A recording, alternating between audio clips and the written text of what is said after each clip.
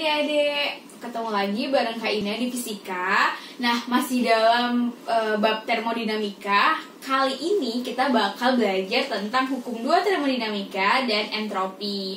Mau ngingetin dulu nih sebelumnya, kan kita udah belajar tentang apa itu siklus Carnot, mesin Carnot, ada mesin pendingin Carnot, ada mesin pemanas Carnot.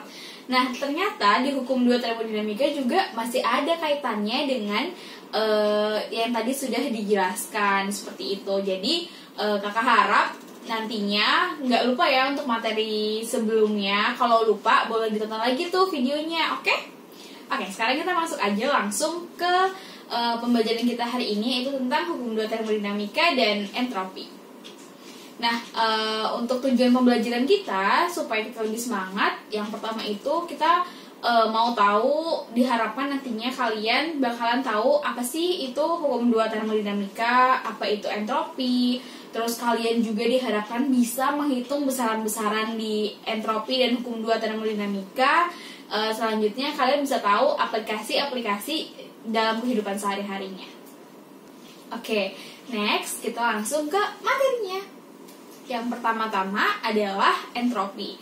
Jadi entropi secara sederhananya adalah ketidakteraturan. Nah, kalau misalnya dalam termodinamika itu di sistem yang tertutup, ingat termodinamika ada 3 sistem: tertutup, terbuka, dan terisolasi. Nah, di sistem tertutup, entropi ini kan ketidakteraturan. Nah, akan mempengaruhi energi yang terkandung di dalam sebuah zat itu sendiri. Kalau makin tidak teratur, energinya semakin rendah. Kalau entropinya rendah, berarti energinya akan semakin tinggi gitu. Jadi entropi secara sederhananya adalah ketidakteraturan.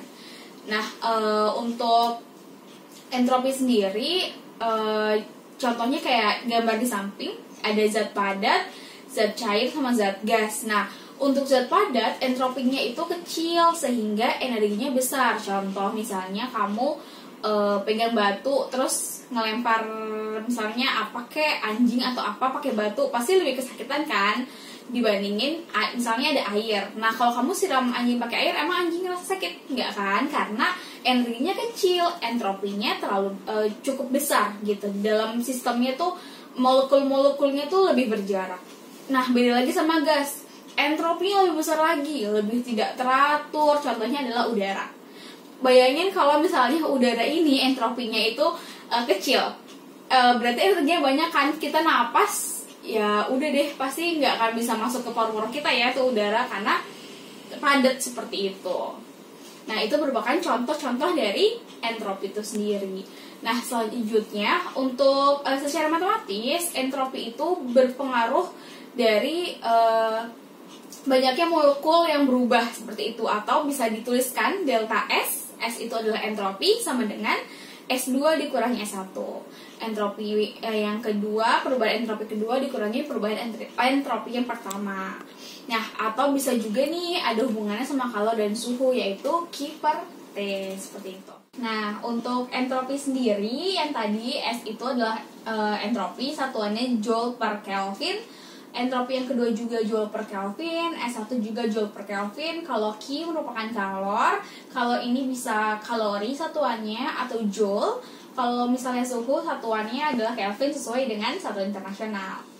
Nah, yang selanjutnya adalah termodinamika yang kedua. Jadi kita udah belajar nih hukum awal termodinamika, hukum 1 termodinamika, dan sekarang hukum 2 termodinamika. Sebenarnya ada lagi hukum 3 termodinamika, tetapi kita tidak mempelajarinya untuk jenjang sekarang.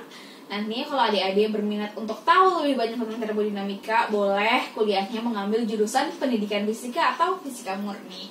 Jadi oke, kita masuk ya. Hukum 2 termodinamika ini memiliki bunyi atau prinsip kalau misalnya kalor itu mengalir dari yang panas menuju ke yang dingin.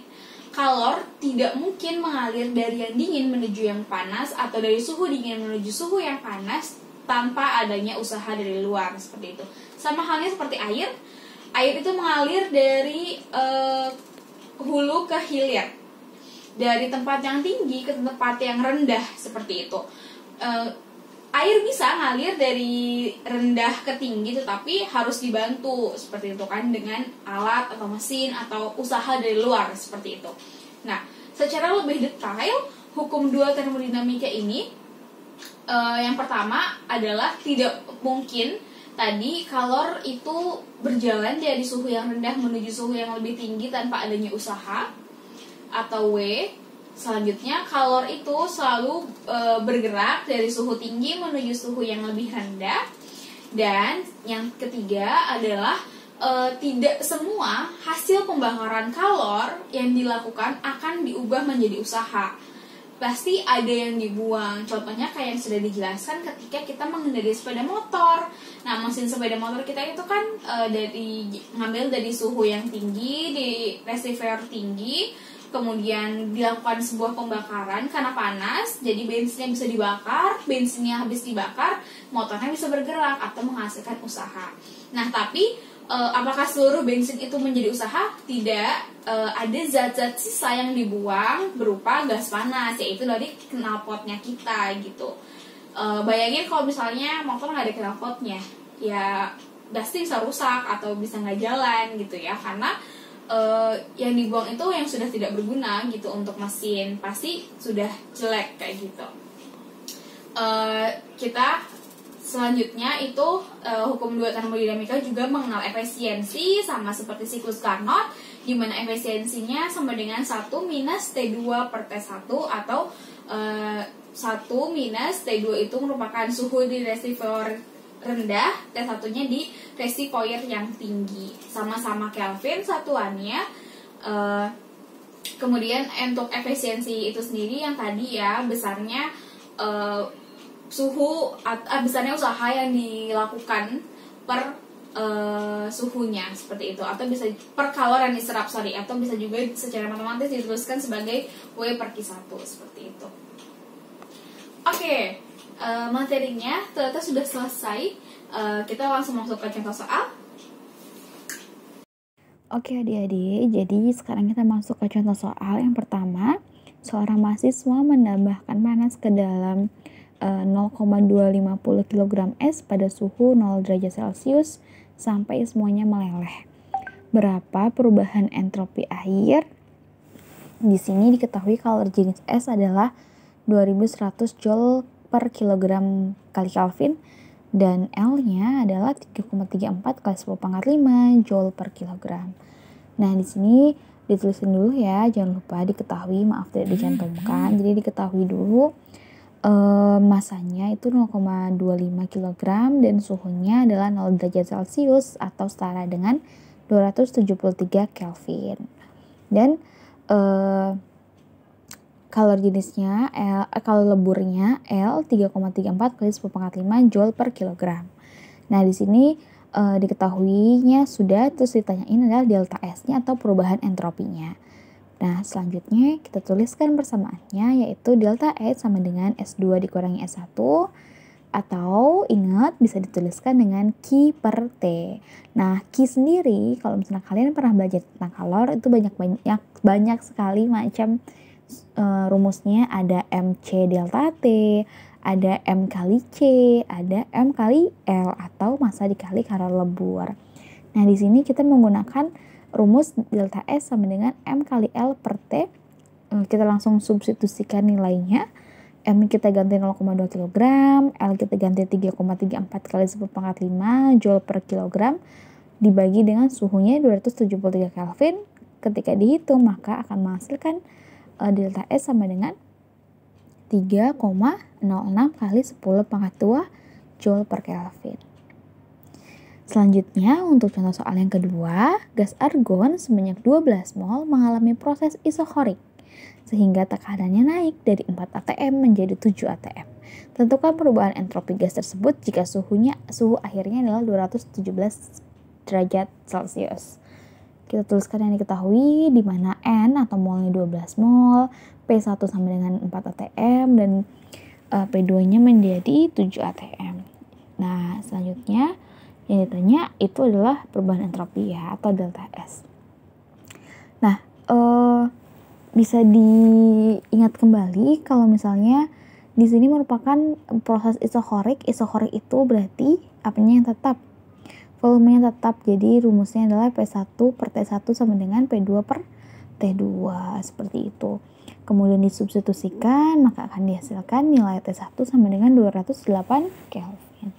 Dari sini, bermodalkan ini, kita bisa mencari nilai entropinya atau perubahan entropinya. Jadi, perubahan entropi bisa dituliskan dengan rumus CV kalilan T2 per T1, di mana CV ini nantinya akan berpengaruh dengan atom apa yang diketahui gitu, dengan argon. Nah, argon itu F-nya itu 3 per 2, di sini diketahui molnya adalah 12. Kita substitusikan dikali R, di mana R ini merupakan relativitas, dia ketetapan dengan nilai 8,314. Kemudian kita kalikan dengan ln T2 per T1. Nah, ketika kita substitusikan, maka akan dihasilkan delta S sama dengan 83,75 Joule per Kelvin. Seperti itu. Jadi untuk macam-macam jenis delta S sebenarnya bisa beragam tergantung dengan apa yang diketahui dari soalnya. Kita masuk yang terakhir adalah kesimpulan. Jadi dari pembelajaran kita hari ini bisa disimpulkan bahwasannya entropi merupakan ketidakteraturan dan berpengaruh pada energi di dalam suatu zat atau benda. Jadi kalau misalnya semakin tinggi entropinya, energinya akan semakin rendah. Kalau entropinya itu rendah, maka energinya akan semakin tinggi. Selanjutnya adalah hukum 2 termodinamika, di mana konsepnya sama seperti air. Kalor tidak bergerak atau tidak bergerak dari suhu yang terendah ke suhu yang tinggi tanpa adanya usaha. Jadi harus ada usaha dari luar, seperti itu. Kalau misalnya kalor spontan itu merupakan kalor yang bergerak dari suhu yang tinggi menuju suhu yang rendah, itu dinamakan spontan, seperti itu, tanpa adanya usaha yang dilakukan dari luar. Oke, sampai di sini dulu untuk pembelajaran kita pada bab termodinamika. Nantinya akan dilanjutkan dengan bab selanjutnya. Diharapkan adik-adik bisa mengerti dan memahami pembelajaran yang sudah dilakukan selama 4 bagian ini. Semoga bermanfaat untuk adik-adik sekalian, dan mohon maaf jika selama ini banyak kesalahan dalam mengajarkan. Tetap semangat, jaga kesehatan, dan terus dan terima kasih. Dadah. Selesai.